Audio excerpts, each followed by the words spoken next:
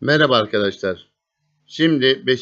sınıf matematik dersi Doğal Sayılarla Zamanı Ölçme-2 testinin 8. sorusunu çözeceğiz. Sorumuz şöyledir. Saatte 90 km yol alan bir otomobil 10 dakikada kaç kilometre yol alır? Saatte yani 60 dakikada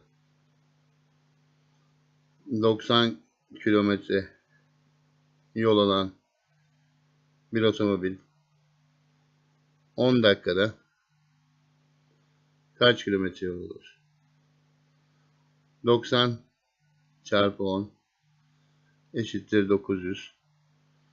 900 bölü 60 eşittir 15.